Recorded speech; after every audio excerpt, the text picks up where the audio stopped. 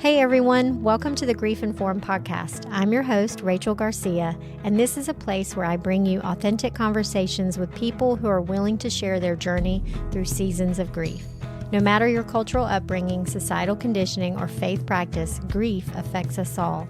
Whether you're dealing with a loss, a diagnosis, a broken heart, or the everyday stressors of life, or love someone who is, these conversations are here to support you in that process. So be sure to check out the show notes for potential trigger warnings. And whether you're very comfortable with or deeply avoidant of grief and its many responses, you are welcome here. Thank you for being here, and now on to the episode. Hey everybody, welcome back to the Grief Informed podcast. I'm your host, Rachel Garcia, and I have with me today, this is a resume. I have Dave Boyd, who is a Marine vet, former SWAT officer, former 911 operator, school resource officer, community policing officer, former firefighter, turned trauma-informed men's coach, and president of the Uncivilized Incorporated work. Wow. Hi, Dave. Hey, good afternoon. Thanks for having me on. I really appreciate the opportunity to come talk about grief, talk about public safety, talk about veterans work, all those kinds of things, talk about men's work a little bit. I hope so too. Very grateful to have the opportunity to be here with you today. I'm grateful to have you. And the whole entire reason I wanted to have you on because of that resume. And to understand the experiences you've had have likely brought you to grief, and not just the grief of the work as a first responder, but also the grief of your decision to move away from that work into the men's work that you do now. And we'll get to that. And to begin, though, I would love to know your cultural upbringing and background.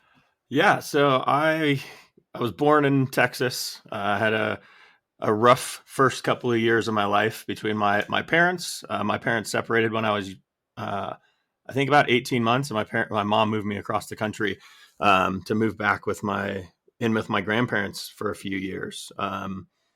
Grew up in I would say a lower middle class family. Grew up in a trailer park outside of Detroit, essentially, is the best way to put it. Moved to North Carolina just before high school to kind of a affluent suburb of Raleigh, North Carolina. And then I was there pretty much until I joined the Marine Corps, and then unfortunately had the bad luck, I think is the best way to put it, to get stationed 2 hours away from home when I joined to see the world. But gave me the opportunity to meet my wife, so I can't complain too much. Oh, that's great. Because she was back home, and so I got to go home all the time, and so I got to get introduced to her through my mom, and so I'm still grateful for the opportunity to have been stationed there, even though it was miserable a lot of the time. Okay, but it's North Carolina. I mean, that's one of my favorite states. I do love North Carolina. I don't live there anymore. I'm now outside of Denver, Colorado. I moved out here for kind of a lifelong dream a couple of years ago to access the outdoors, mountain biking, snowboarding, hiking, all those kinds of things, and to help grow the business that I help run with Mr. Traver Bohm, who was a recent guest on here as well. Yes. Love the work of the Uncivilized Nation. So you just hit on for the second question. Do you know your Enneagram number, which is very self-evident to me, but for our listeners? Yes, I am an 8. Stalker. Yes, and everybody who knows me and knows about Enneagram is like, oh, that's no surprise. No, because your resume reads like a human's guide to intense employment, but so do your the things you love: mountain biking, skiing, moving to Colorado for all the outdoors, and the career choices just line up with intensity. Yeah, I've always kind of had this saying. It drives my wife nuts, but it's I have no interest in doing something if it doesn't have a risk of serious physical injury or death. Sure. So that, yeah, but that kind of goes along with being an 8. Yeah, and you found your niche over and over and over again for getting that level of risk. Yes. So, what brought you to the actual thread of jobs and thread of career through first responder work? Yeah. So, my biological father was an airport firefighter in the Air Force, and I was always kind of interested in following in that path, but I wanted to do it better, and so instead of joining the Air Force, I joined the Marines. Um, Oh, wow. Fighting words. Okay. All right. My brother who's there for us is, yeah. Okay. That's fine. um, so I did that, but I always had that, like, I really want to get in the fight. Like I joined the military to get in the fight, to go protect our country. Insert stereotypical 18-year-old, high adrenaline, high testosterone young man. Yeah. So I went overseas and I served in Afghanistan for 7 months running a personal security detail. And so Mm. that was kind of a different side of, service, different side of public safety that's not often talked about, those kinds of things. And I really enjoyed that while I was over there. But I had intended to be a career Marine. Like, I never had any intention to get out, become a cop, any of those kinds of things. Um, but when I got home from Afghanistan, I got hurt in a training accident and had to have a couple of knee surgeries. Mm. And my body just wasn't healing from all the stress that I was under. I came home, had a pretty nasty divorce from my ex-wife, got hurt, all those things. And because of all the stress, I also had undiagnosed PTSD at that time. And I just wasn't getting better. My body was yelling at me at the top of its lungs every day, like, this is not working and do something different. And Right. so I got out and came home back to the Raleigh, North Carolina area. My now wife and I moved in together, and my goal was to get back into the fire service after I got better. And Mm. but I applied for a bunch of positions at local departments, and uh, you being a Southerner, you could probably relate to the good old boy system being very well and present in a lot of local government. And so Yeah.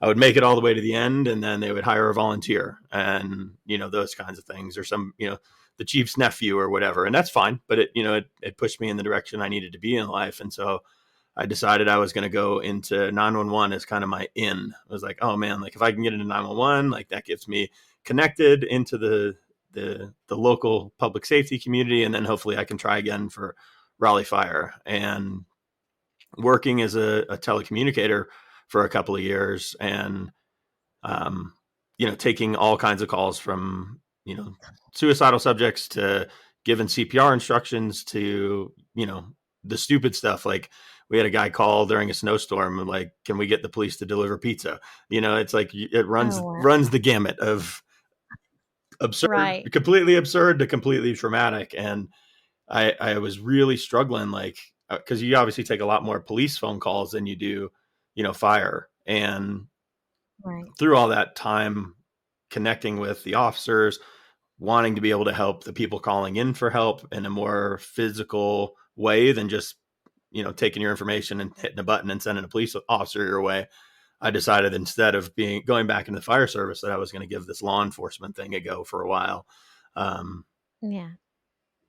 and it was a great decision. I learned so much during my career in law enforcement. I'm very grateful for having had the opportunity to wear a badge and protect and serve honorably for over a decade, in a couple of different agencies. Yeah. Wow. So in that process, you've got for a good bit of that, an undiagnosed PTSD. Yes, ma'am. Okay, and then these high intensity jobs. And from what I've seen is that the best way to do a job like what you've had, all of them, is the ability to compartmentalize. And so I've also seen that it seems that a lot of these jobs don't have a great support system for helping learn how to, yes, compartmentalize, but also how do you navigate those adrenal dumps of cortisol and adrenaline and go back into your everyday life? Like, what was your experience with that through those jobs? So I'll say at 911, it was really difficult on the day-to-day life of it. Like, our schedule was it was awful for 3 weeks out of the month, and then you got an entire week off. So like we would work like Monday, Tuesday, day shift, be off Wednesday, come back in Thursday, Friday, work night shift, be off a couple days, switch back to day shift, and it was awful. Not just the adrenaline of all of that, the cortisol and the insert neurotransmitter here, like there was also the sleep deprivation and the lack of sunlight and lack of movement during the day because you're literally tethered to a desk with your headset for 12 plus hours a day. And so it was kind of like you just white knuckle it for 3 weeks and then rest and recuperate as best as you possibly can and take care of yourself as best you can during the week off. They're doing a better job at my old agency about all that now. They've changed the schedule a lot. They do a lot more for mental health, all those kinds of things. I was really lucky, I'll say this, in my law enforcement career, that mental health was something that they started talking about in my police academy. None of us paid attention, but at least they were talking, right? Like we're like day 4 in the academy, and we were really lucky to have a full-time police psychologist that we could go see and talk to 24 hours a day if we needed to. So she came in and talked to us, but we're all still like sitting at attention, like scared to death that we're going to fall asleep during class and get smoked, in PT afterwards. But so as part of their like mental health talk, they brought in an officer who had been on the job for a long time. He was big into Brazilian jiu-jitsu and mindfulness, meditation, all that kind of stuff. And we're 4 days in to the academy, and he's like, I'm going to teach you guys how to meditate today. And I'm like, what the hell does this have anything to do with being a police officer? And so we're all like, he's sitting up there, like takes his tie off, unbuttoning his top button, like is talking about like feeling your body and settling in and breathing. And all of us are just like, condition black already. Like I can't accept anything you have to tell me right now. But I was really lucky to have those conversations like introduced at the beginning of my career, have access to mental health resources. I took advantage of it here and there. I know a lot of guys didn't, but I was really, really grateful to have had that opportunity. Like I still have my police psychologist cell phone number saved in my phone. Like I'll text her every once in a while and check in, those kinds of things. But neither the military or public safety ever really, there's nothing that you can do to adequately prepare anyone to put on the uniform or put on the headset.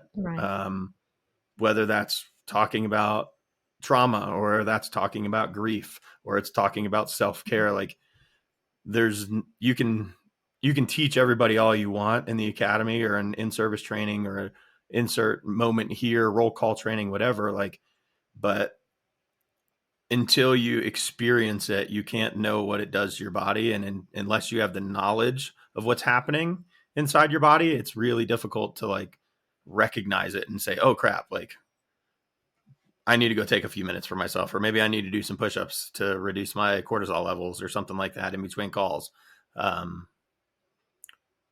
It's such a hard space to be in. And I think agencies across the country and the military are getting a lot better about it, but there's still work to be done. And which is why it's important that we have these conversations like we are today. Yeah. Yeah. So in that process, the last job you had before you transitioned to what you're doing now, what was that, the police officer? So I was a police officer, and then I left. So I was kind of building Uncivilized with Traver while I was a police officer and a CrossFit coach, and a husband and father. And then I left law enforcement to go work for a veterans nonprofit for a few years, a very large veterans nonprofit where I got the opportunity to learn a lot more about mental health. I got to learn a lot more about self-care. They were really great about us taking good care of ourselves, and training us and teaching us. We had a lot of veterans on staff, and connecting us with resources that would help. And I had the opportunity to go through some post-traumatic growth retreats and those kinds of things that really helped set me up in a successful way after leaving law enforcement. And then after that nonprofit stuff, I transitioned full-time to Uncivilized last year. Okay. So was there a point in your career, all of it, that you had an experience that made you go, okay, wait, I might need more support than what I currently have? Unfortunately, it was a fairly regular occurrence for me. Mm, I worked in statistically a couple of the roughest beats in the state of North Carolina. Um, Lots of gang violence, lots of drugs, lots of fights, lots of stabbing, shootings, rapes, robberies, murders, you name it. Like insert bad thing here, and it was happening on a daily or weekly, if not daily, basis when I worked in those mm, areas. And unfortunately, kind of like we talked about with 911 in those 3 weeks, it's the same thing in law enforcement, in my opinion. It's, you're working a 12-hour shift, you get off work, you go home, you have a beer or two, maybe you connect with your significant other if you have the emotional capacity to, you pass out, you do it again. There isn't really enough mm. space in between shifts to be able to get that good support to process, to allow your body to get off the hypervigilance roller coaster for a few hours and allow all of those chemicals that you've dumped into your body through all of these high adrenaline activities, not to mention the nicotine or the caffeine that helps you get through a shift. Um, Right. and then you're always on alert. There is no off duty truly for a police officer. You go out, you still have your gun on, you still watchful, you're still paranoid. All of those things take place even if you're not wearing your uniform and technically on duty. So there just Yeah. wasn't enough space for the processing that needed to unfold, unfortunately. Yeah. Yeah. And you share, or I heard from Dr. Jeremy Goldberg, his podcast you were on, and you were sharing about the story. It had just aired about you. You had an experience as an officer, and I want to highlight this because it speaks to the character of who you are. That you had an experience as an officer that involved going viral. Can you can you tell me about that or tell us about that? Which one? I actually had a couple of incidents like Oh, that. my bad. So there was a sledding incident and a snowball fight, but then there was also one that was a tad bit more traumatic, which I think is probably what you're referencing. That yes, that one. Yeah, so I was on duty, pretty rough, actually really rough neighborhood. Um, I drove by somebody I thought had warrants, and so I stopped to look, in my computer, pull up their name. And as I'm sitting there parked towards the road, I'm looking across at the other side of the apartment complex, and I see a fight break out um, Hmm. between a man and a woman, and another woman was trying to break the two up. And so I hit the lights, pop the siren on, drive across the median, across the grass, into the parking lot, and jump out, like, police stop, the typical thing. Um, that gave, that distracted the guy who was attacking the woman, um, a moment of distraction, where he looked at Right. me and the two women were able to run away. And then he focused his attention on me. And so I'm like, at this point, like I was an MMA fighter. I was like, okay, let's do this. If you want to go, we're like, I'm not afraid to throw down with you, man. And he comes at me and takes a swing over my head, and I put my hand up, and his hand glances off the top of my head. Um, and I felt like something wet when that happened. I didn't know what it Hmm. was at that moment, but I felt something wet. Um, and so I pushed him back, um, after he tried to swing at my head, um, pulled out my baton. I took a couple swings at his legs, and, like, for those of you who can't see me watching, if you're not watching on the YouTube channel, like, I'm a large human being, like, uh, and I'm not saying that to be, like, boastful or anything like that, but, like, I'm fairly strong, and I was swinging for the fences on this guy, like, um, Yeah. any normal person, like, would have gone down. And I take a couple swings, and he takes them like nothing. Like I was, Mhm. swatting at a fly. And so I back up a couple steps, and then I look down when I have a bigger view of him, and I look down at his hand that he had just swung at my head, and there was a knife in it covered in blood. And I remember Mm. very distinctly, like, watching drips of blood fall off the knife. And Wow. at that point, I'm like, okay, well, this is a very different situation than I thought it was. I don't know if I'm injured at this point. My adrenaline's jacked through the roof, tunnel vision, hearing issues, the typical neurological focusing on the direct threat. And so I back up and I pull my gun out and I start yelling at him to drop the knife. And at this point, I'm like, I get on the radio and I'm like, hey, Raleigh, I've got one at gunpoint. He's got it armed with a knife. Send me some help. And then the cavalry starts coming. And so I'm standing there with this guy at gunpoint, holding the knife about 20 feet away or so, just begging him to drop the knife. And he's, just shoot me, just kill me, just do this. And at that moment, I was a crisis intervention officer, while I was a police officer as well. And I was like, okay, there's something going on. There's something more going on here than just a stabbing incident.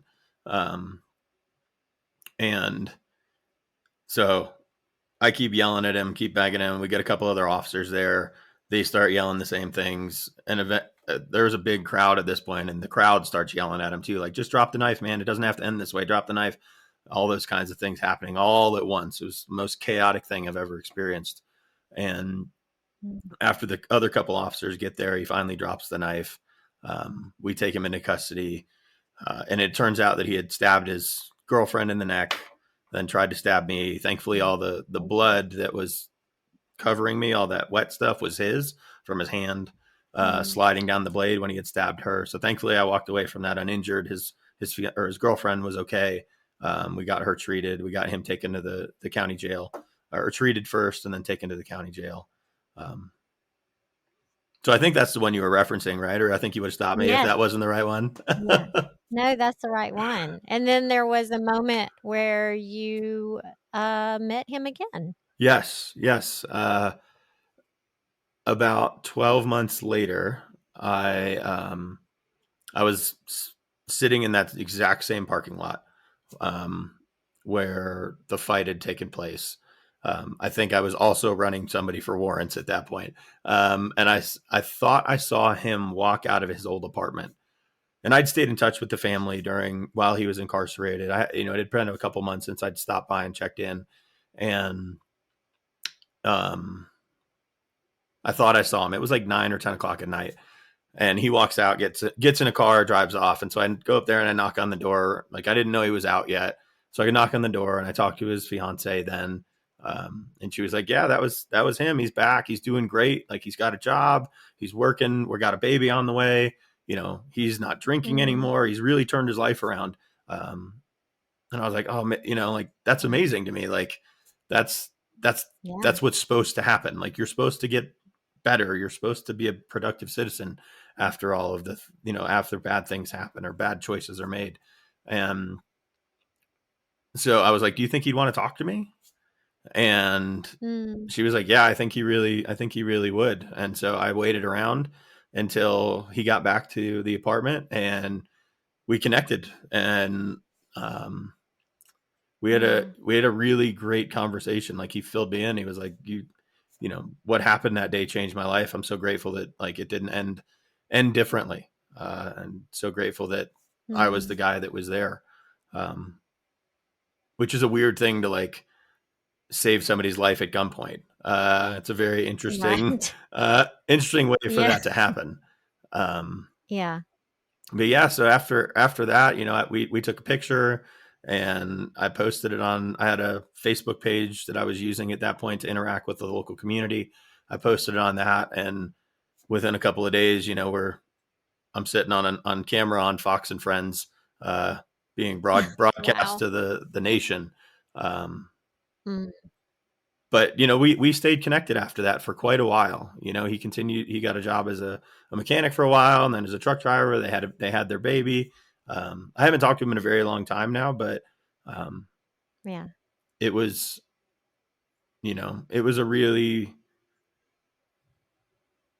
it was like what it was, like the picturesque, if you will, like what's supposed to happen. Like, bad guy does something bad, does something better, changes his life, takes care of everything. and is then a productive citizen, like, Yeah, restorative. Like yes. it's restoration at its finest. Yeah. Yeah, And that's like powerful. we stay connected, like we brought the kids Christmas presents, brought them new bikes that were donated to Mhm. the department, those kinds of things. And um yeah, it was a really beautiful relationship there for a few years between us. Yeah, that's powerful. So you go through experiences like that. I mean, you remember that day, like, and then you just put on the uniform and go back to work the next day, or do you take a leave? Like, how does that when there's something like that? So I was really I have lucky. a feeling it's not going to be enough, whatever it is. I was really lucky that um well, this is an interesting piece. Usually when like something bad happens to me, I usually get hurt right around that same time, and then I'm forced to deal with it. Um, so that day, my captain was amazing. He's an absolutely amazing human being, Captain Klein. He left Raleigh PD and then was a chief of police out here in Colorado after he retired from there. Oh, wow. Um, I would work for that man again in an instant. So Tommy Klein, if you're listening, thank you very much for what you did for me that day, and all my time is working Mm, with you. But he sent me home immediately. It was like he had my field training officer from a couple of years prior when I was brand new, like take me home. Um, and then I worked the next night. I got in a foot pursuit that night with a rape suspect, and I fell during that foot pursuit, and I slipped a disc on my back, and oh, 3 days wow. later couldn't walk. And so then I was on light duty for about 6 months rather than on the job. And so I don't know if that was the universe protecting my psyche, where I had time to decompress from all of that, or what. But Yes. but that's kind of the I same. think it's plausible. Yeah, it's kind of the same thing that happened when I left law enforcement. So I left law enforcement on a Tuesday to go work for the nonprofit. Had the intention, like, because I got out of the military kind of like without a plan on 2 weeks notice when I'd planned to be a career Marine. And so Mm, I was like, this time I'm going to respect the transition. I'm going to do this right. I'm going to take 2 weeks off. I'm going to decompress. I'm going to take care of myself. So I leave on a Tuesday. I get diagnosed with PTSD the following day officially. And then 4 days later, I'm in a downhill mountain bike crash, destroy my leg, which you and I have talked about my recent surgery 4 years later, destroyed my shoulder. mm. And so between both of those injuries, I was trapped on my recliner for several months and forced to deal with a couple of decades worth of traumatic incidents, excuse me, while I'm sitting there on the couch. Wow. How did that go?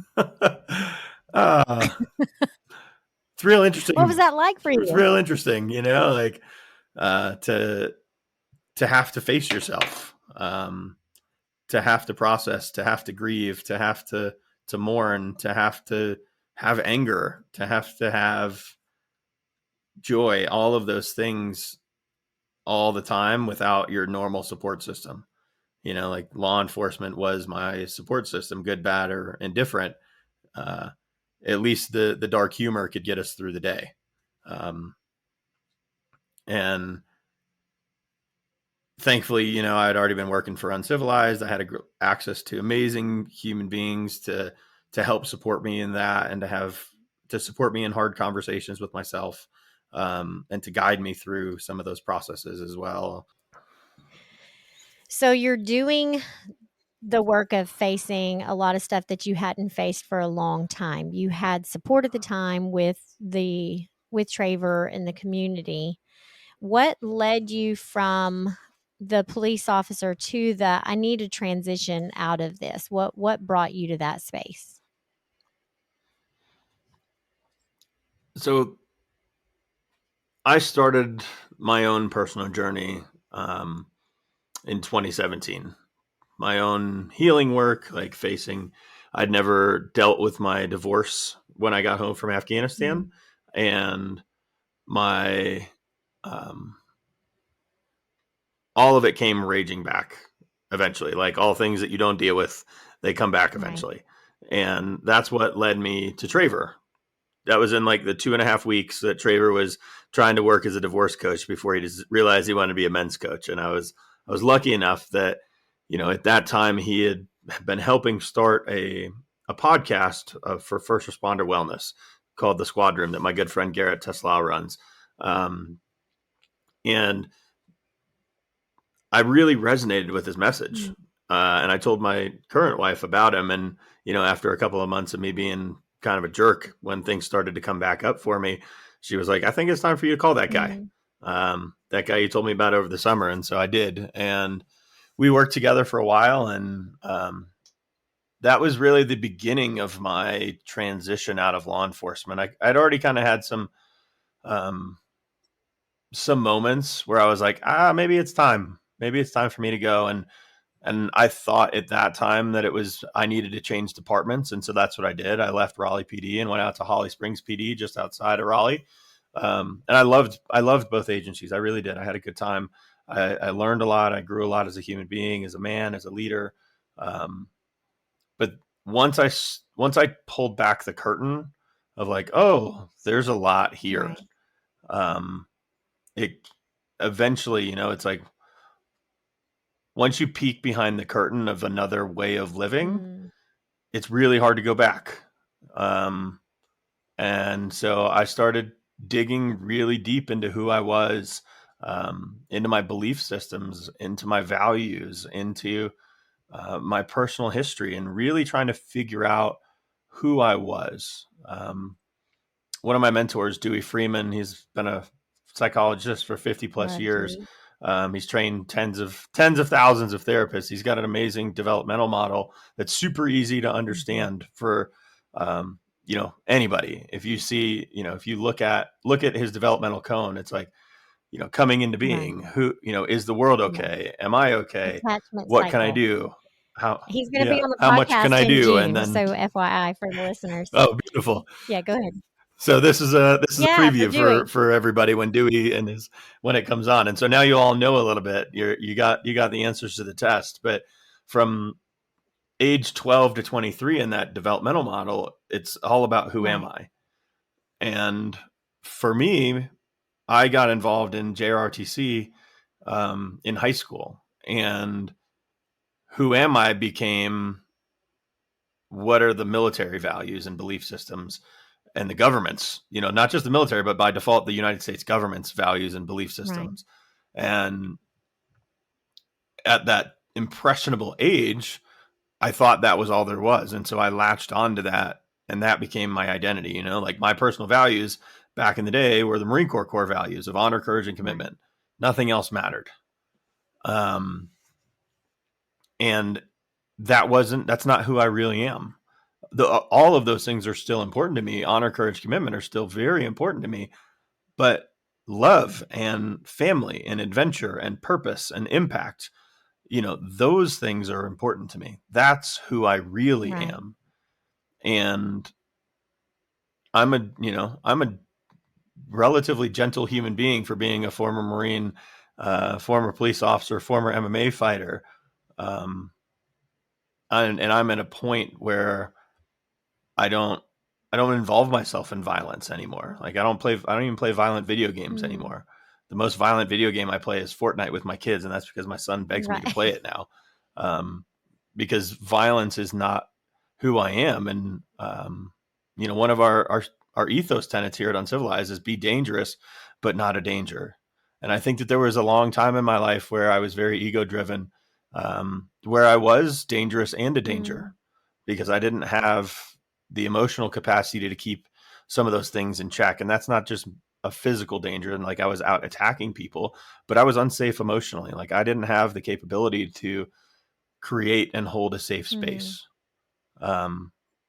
for myself or for anybody else. And ultimately what happened for me, I was reading a book by Dr. Robert Masters called To Be a Man. And the most impactful book I've ever read in my life. And in there are 3 subsequent chapters on anger, aggression, and violence. And in the chapter on violence, there's 2 pages that talk about how we take young men at the age of 19 and we put them in this military system and we program them to commit violence on behalf of the government, and how much of our humanity is taken away from us in that process. Right. And I had always known, like the government had to train me to do this, but it wasn't so much of a mental programming. And so I had this epiphany, and this was when I was a school resource officer, and I was reading this book at lunchtime in my office at the school, and had a complete breakdown. Everything that all of the unexpressed pain, all of the value conflicts that I'd been living with came flooding out like a 500 gallon per minute fire hose right in my face. And I called Traver, because we'd been building Uncivilized for a number of years at this point. And I was like, I don't know what I'm supposed to do with this. I have no idea. Like, I'm just in tears in my office, hoping there's nothing that happens and that a little kid doesn't come knock on the door to hang out with Officer Boyd. And Traver and I worked through it for a long while that day. And, what it really came down to is that because of all of the work that I had done with him and with Dewey and with Michael Kay and a number of other therapists and other organizations on myself to figure out who I was and to heal from all the things that have happened to me in my life, it came down to the fact that I was just no longer willing or able to commit violence on behalf of the government or on behalf of anyone other than myself and my family. And that was the moment that I knew I had to leave. I couldn't do it anymore. I couldn't wear a badge and a gun, and I couldn't put handcuffs on anybody. I couldn't point a gun at anybody. I've been in numerous near shooting incidents. And each and every one of those took a toll on not just my psyche, but my soul. Right. And then, I'd done a lot of work on myself to get myself to a place where I was ready to go there. And that's when the real work began. And it's still a work in process. Recovering from PTSD is a lifelong journey. But I've had great resources and great support along the way over the last 4 years, to get where I am today, to be able to help other men and to help other first responders and veterans now, through some of our programs at Uncivilized.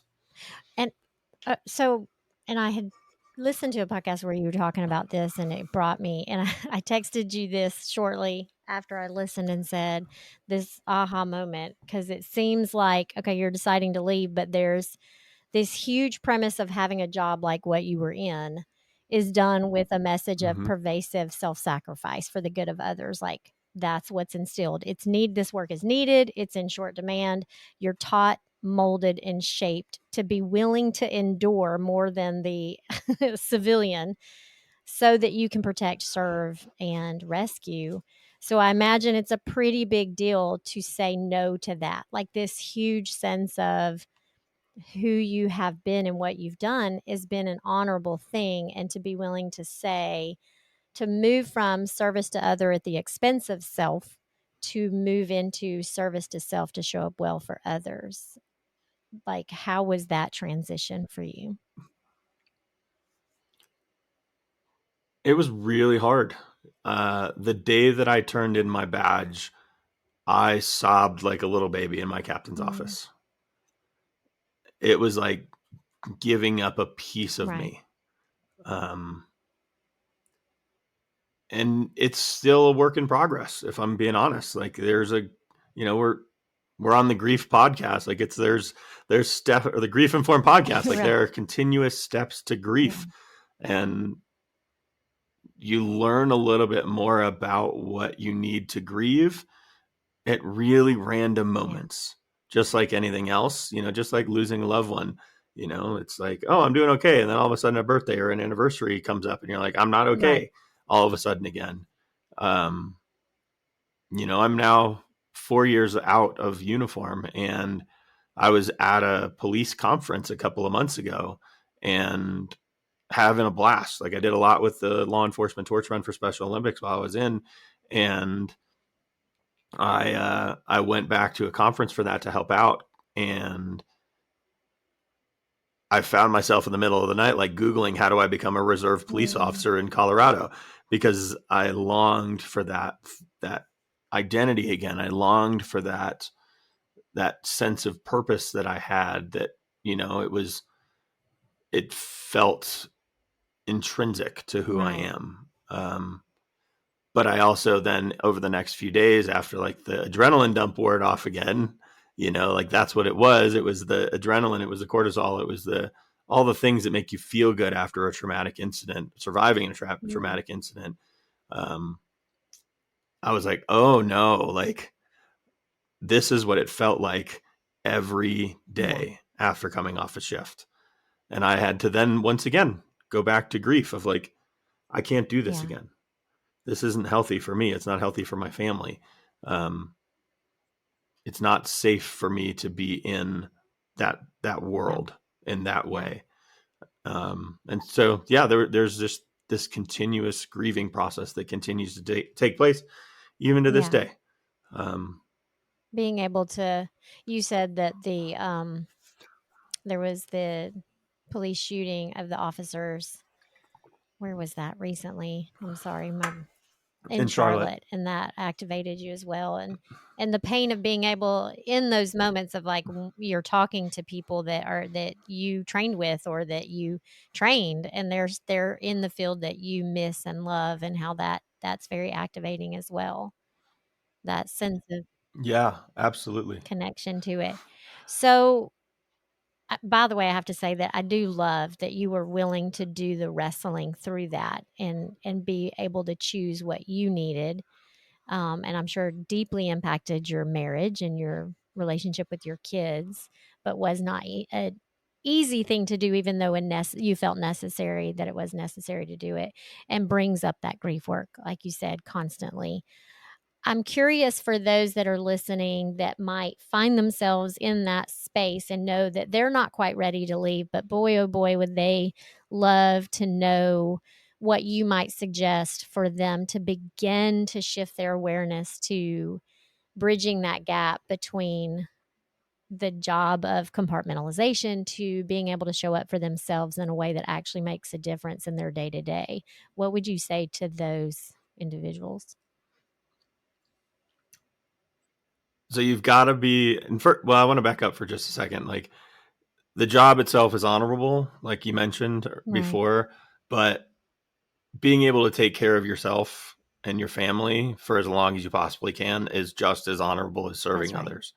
Like your family needs you just as much as the public does. Um, Mm. and we as first responders, as veterans, as active duty service members, we have to remember that piece.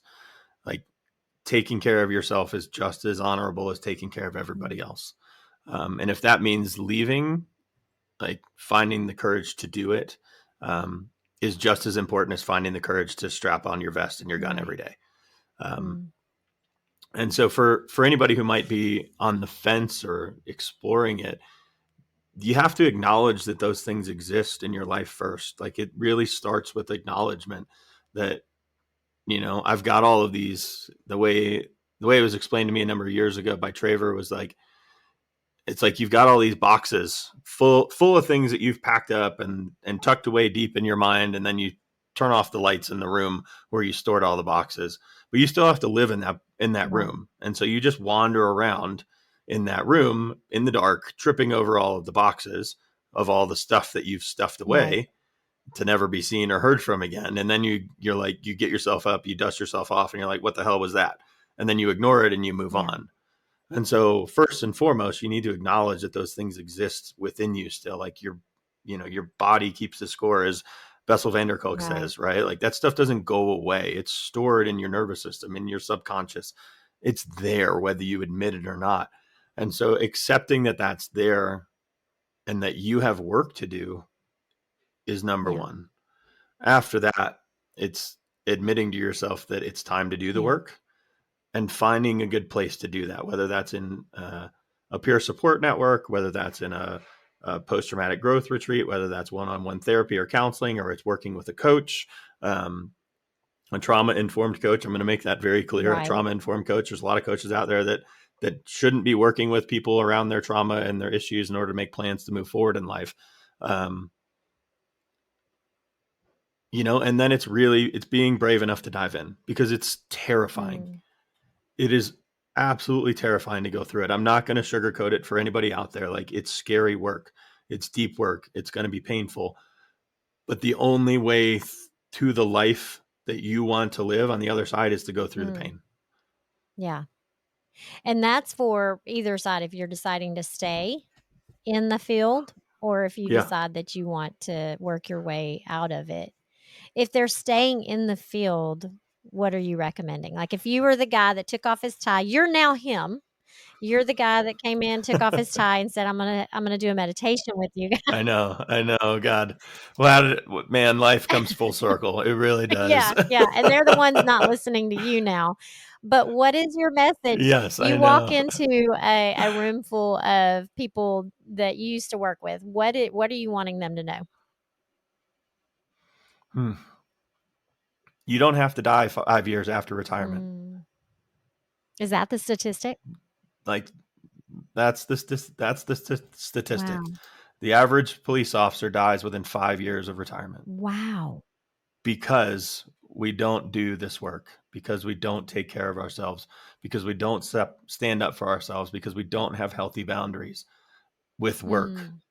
All of those things. I was in a law enforcement only Facebook page the other day, and guys were talking about like off-duty pay and off-duty compensation and that kind of stuff. And one of the guys was like, "Yeah, our department policy says you can't ever drink, even when you're off duty. No matter what, you're always on call." And so, like, that does things to your nervous system. That does things to your body. Like, that constant and prolonged repetitive stress of always waiting for the other shoe to drop or the phone to ring for you to get called in for the next thing. Like, people need to stand up for their own well-being and sometimes say no. I know it's really hard. Yeah. It's really hard, especially when you work for the government, to do that. And then there's also but we have to learn how to Oh, sorry, go ahead. I was just going to finish and say we have to learn how to set healthy boundaries in order to take care of ourselves, because if you can't take care of yourself, you can't take care of anybody else. It's just like if you're on the job and you get hurt, like, you have to take care of yourself first. You've got to put the tourniquet on you before you put the tourniquet on your buddy who can't do it for himself. And then there's stigma, I'm imagining, in these fields for asking for support, especially mental health. And while there's been progress made, do you feel like that's still very much like ingrained in this "I can't" or promotions threatened and things like that? Absolutely.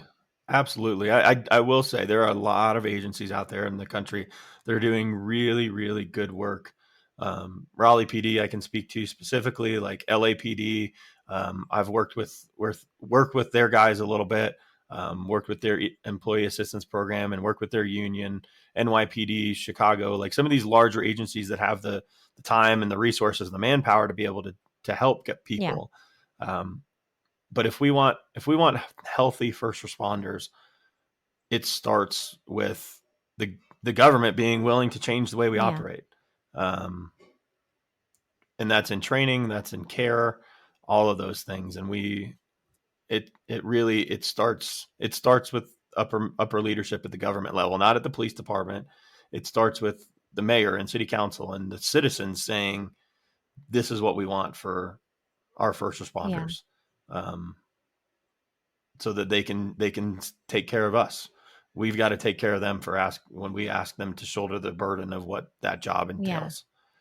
So now I want to ask if there's somebody listening who's like, okay, I'm really considering that I would move out of this very duty driven, others focused world of high intense stress, and they want to move away from that. What are some of the things that you would say, hey, you're going to need to know this. This is what you're going to face in order to do that? What are some of the things they're going to have to face?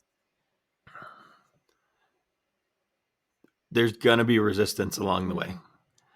Like external resistance from peers.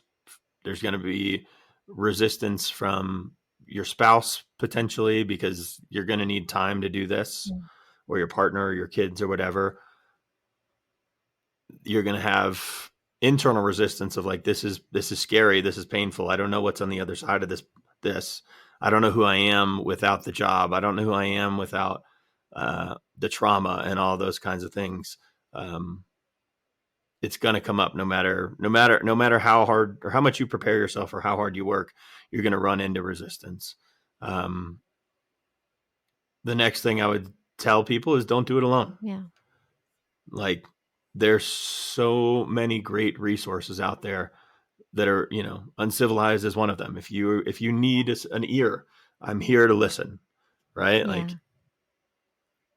we've got first responders from all around the world that are a part of our organization, that are also willing to listen. Find a local peer support network. Find a culturally competent therapist, because they're out there. There are lots and lots of therapists out there that are trained specifically to work with veterans and first responders.